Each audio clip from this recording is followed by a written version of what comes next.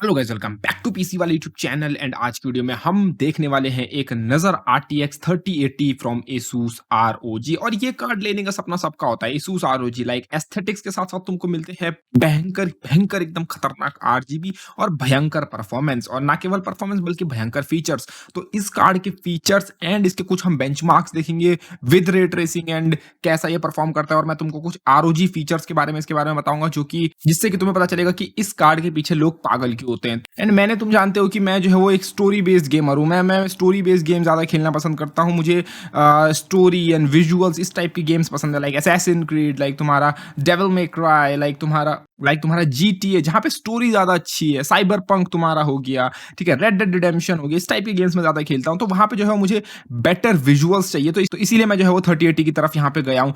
And तुम जानते हो कि क्योंकि 3000 सीरीज का कार्ड है, तो ये second generation of ray tracing और तुम्हारा जो DLSS 2.0 है उसको सपोर्ट करता है। तो अगर मुझे रे ट्रेसिंग वाला कोई गेम खेलना है, क्योंकि अगेन मैंने बोला मैं विजुअल वाला बंदा हूँ जिसको विजुअली चीज़ें अच्छी लगती हैं, तो मैं रे ट्रेसिंग के साथ भी गेम खेल सकता हूँ। और सेकंड जन का DLSS भी मेरे पास है, तो अगर मुझे ज़्यादा FPS चाहिए होंगे तो मैं DLSS यूज़ कर सकता हूँ। और ना केवल इतना, बल्कि अगर कभी मेरा मूड होता है कि मुझे जो है वो कॉम्पिटिटिवली खेलना है या फिर कुछ और, तो यहाँ पे तुम जानते हो कि एनवीडिया का रिफ्लेक्स भी है, जो कि साइबर पंक या फिर call of duty black ops cold war जो तुम्हारी गेम्स है इनमें जो है वो सपोर्टेड है। तो अगर मुझे चाहिए कि मेरे सिस्टम की लेटेंसी, लाइक जिस वक्त पे मैं क्लिक करूँ और मेरे एक्शन जो है वो मुझे स्क्रीन पे एज सून एज पॉसिबल दिखाई दें, तो मैं एनवीडिया रिफ्लेक्स का जो है यहाँ पे यूज कर सकता हूँ, जिससे कि मेरी सिस्टम लेटेंसी कम होगी और मैं कॉम्पिटेटिव बन जाऊंगा। अब कभी किसी ना किसी टाइम पे अगर वो पीसी बिल्डर है तो रोग का रोग जो है वो हो ही जाता है ना। यहाँ पे कार्ड की अगर मैं बात करूँ तो फिजिकली तुम देख सकते हो ट्रिपल फैन डिजाइन वाला कार्ड है, काफी थिक हीट सिंक है। ना केवल हीट सिंक थिक है, बल्कि तुम साथ ही साथ देख सकते हो बैक प्लेट भी जो है वो काफी थिक है। और बैक प्लेट के साथ साथ तुम टॉप पोर्शन पे देख सकते हो, यहाँ पे तुम्हें RGB वाला एलिमेंट मिल जाता है, जो कि तुम्हारे पीसी को वो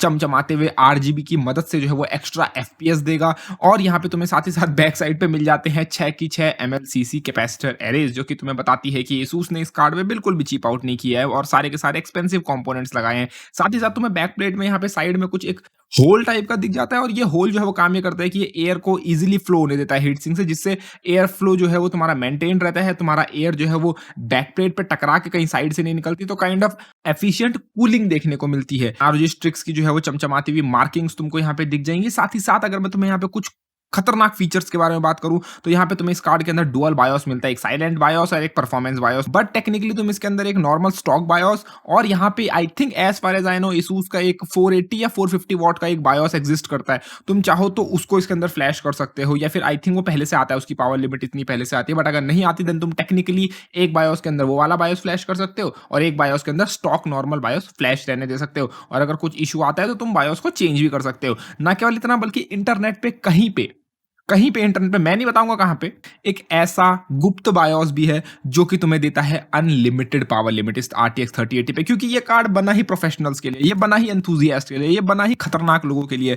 तीसरी और खतरनाक चीज, जैसे कि मैंने तुम्हें बोला, ये ROG का कार्ड है, इसके अंदर VRM कंपोनेंट्स में कोई भी कॉम्प्रोमाइज नहीं की गई है, फुली डिजिटल VRM, खतरनाक। और इस बार तुम जानते हो कि एनवीडिया ने जो है वो तुम्हें V कोर के लिए 2 वोल्टेजेस दिए, तो टेक्निकली तुम दोनों को कंट्रोल कर सकते हो, बिकॉज ये VRM ना केवल मैसिव है, ना केवल एफिशिएंट है, बल्कि साथ ही साथ फुली डिजिटल है। तुम्हें कुछ कार्ड्स के अंदर सेमी डिजिटल VRM कंट्रोलर्स देखने को मिलेंगे, जो कि हाफ एनालॉग होते हैं, उनको कुछ पार्ट डिजिटल होता है या फिर फुली एनालॉग होते हैं, और उनके अंदर तुम जो है वो कई सारे फीचर्स को एक्सेस नहीं कर सकते। बट जैसे कि तुम इस कार्ड के अंदर अगर तुम्हें वो जूम इन करके दिख रहा हो, वहां पे तुम्हें 3 कनेक्टर से या फिर 3 होल्स या ब्राउन ब्राउन से 3 डॉट से दिख रहे होंगे, तो वहां पे तुम जो है वो I2C इंटरफेस यूज करके कुछ USB डोंगल्स आते हैं एक्सटर्नल कंट्रोलर्स को कंट्रोल करने के लिए, मतलब तुम्हारे जो VRM कंट्रोलर्स होते हैं उनको कंट्रोल करने के लिए कुछ डिवाइसेस आते हैं, तुम उनको यूज कर सकते हो। तुम एल्मोर लैब्स का क्या बोलते हैं EVC1 या फिर EVC2 जो है वो तुम यूज कर सकते हो, अगर तुम्हारे पास है तो उसकी मदद से तुम जो है वो पूरी VRM को कंट्रोल कर सकते हो। तुम पूरे कार्ड का मैनुअल कंट्रोल ले सकते हो, ना केवल तुम अपनी वोल्टेजेस को कंट्रोल कर सकते हो, तुम अपनी दोनों की दोनों एनवीडिया की V कोर वोल्टेज रेल्स, तुम अपनी मेमोरी वोल्टेजेस को कंट्रोल कर सकते हो, तुम अपनी लोड लाइन कैलिब्रेशंस को कंट्रोल कर सकते हो, तुम इवन VRM को ओवरक्लॉक कर सकते हो। जी हाँ गाइस, टेक्निकली तुम ना केवल कार्ड के साथ बल्कि तुम VRM को ओवरक्लॉक कर सकते हो। जी हाँ गाइस, और इससे मेरा क्या मतलब है वो मैं कभी और समझाऊंगा, but technically you can do that, और यही फीचर है जब तुम ROG का कार्ड लेते हो। एंड जैसे कि तुम जानते हो सेकंड जन रे ट्रेसिंग और DLSS काफी बड़ी बड़ी टर्म्स है, तो सेकंड जन रे ट्रेसिंग के बारे में कई लोगों को नहीं पता। तो रे ट्रेसिंग एक्चुअली है क्या, तो देखो तुम जानते हो कि जैसे कि अगर तुम किसी गेम के अंदर किसी ओपन एनवायरनमेंट में हो, तुम जो है वो कोई गेम खेल रहे हो एंड तुम्हारे पास जो तुम सिटी में कहीं पे घूम रहे हो किसी गेम के अंदर, तो वहां पे तुम्हारा लाइट सोर्स प्राइमरी क्या होगा, अगर वो डे टाइम है तो तुम्हारा बेसिक जो लाइट सोर्स होगा वो होगा सन।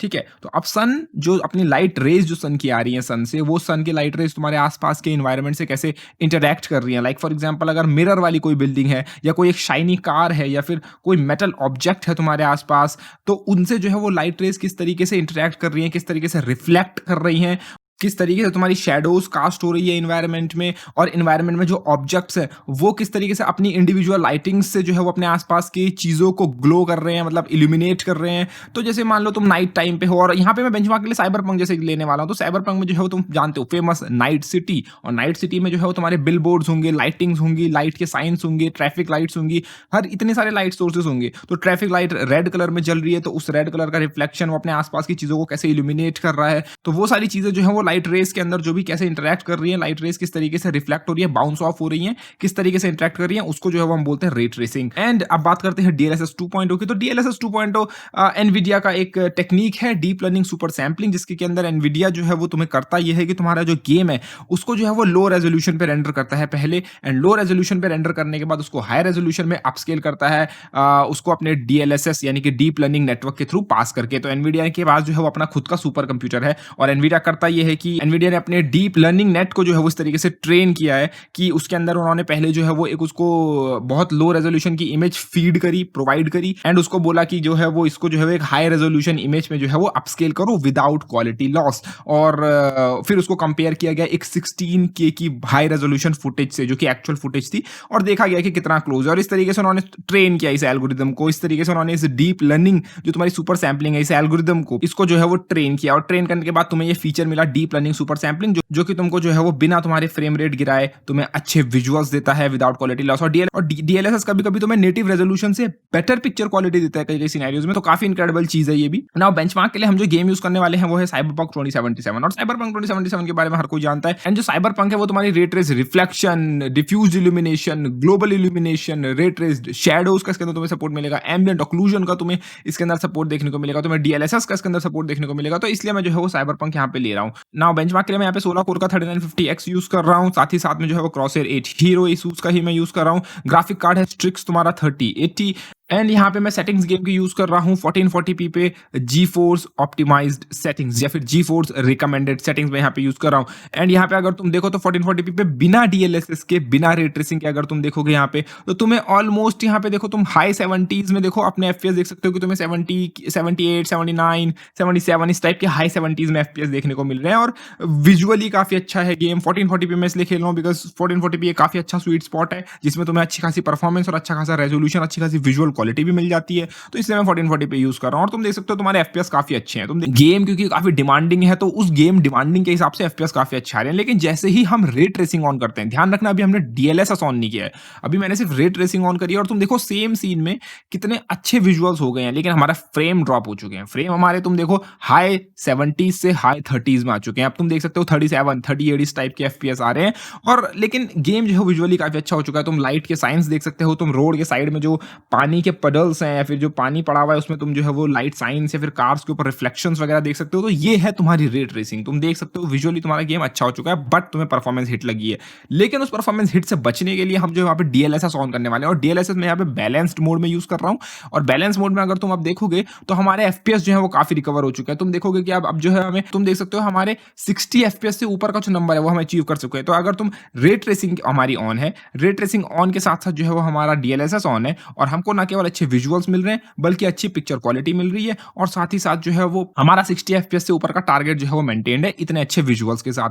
तो तुम देख सकते हो डीएलएसएस किस तरीके से तुम्हें हेल्प करता है परफॉर्मेंस हिट से बचाने के लिए। अब तुम देख सकते हो कि हम नेटिव रेजोल्यूशन में जो हमें परफॉर्मेंस मिल रही थी उसके आसपास हम पहुंच चुके हैं, और हमें काफी अच्छा विजुअल्स भी मिल रहे हैं रे ट्रेसिंग ऑन के साथ साथ। ना ये डिपेंड करता है मेरे को इतने एफपीएस मिल रहे हैं, ना हो सकता है गेम में आप डिफरेंट जगह पे हो, आपके पास डिफरेंट कार्ड हो, आपके पास डिफरेंट सीपीयू हो, तो आपके लिए जो है वो सेटिंग्स अलग हो सकती हैं। आप डिफरेंट रेजोल्यूशन पे खेल रहे हो, तो मैं आपको GeForce रिकमेंडेड सेटिंग्स रिकमेंड करूंगा कि आप एक बार ट्राई करो अपने रेजोल्यूशन के हिसाब से। बाकी हाई, अल्ट्रा, मीडियम, उस हिसाब से बैलेंस, परफॉर्मेंस, देखो इनके अलग अलग सेटिंग्स होती हैं डीएलएसएस की, तो तुम उनको उनके साथ प्ले कर सकते हो, खेल के देख सकते हो कि तुम्हें कहाँ पे अच्छा स्वीट स्पॉट मिला, तुम्हें कहाँ पे अच्छे एफपीएस देखने को मिले, तुम वो ट्राई कर सकते हो और एंजॉय कर सकते हो साइबरपंक 2077। और जिस भी बंदे को RTX 3080 ROG Strix लेने में इंटरेस्ट है तो वो डिस्क्रिप्शन चेक कर सकता है। अगर कहीं पे अवेलेबल हुआ तो मैं लिंक डिस्क्रिप्शन में उसका दे दूंगा। उम्मीद है तुमको वीडियो पसंद आएगी, तो प्लीज वीडियो को लाइक, शेयर, चैनल को सब्सक्राइब करने वाले धन्यवाद। Take care guys.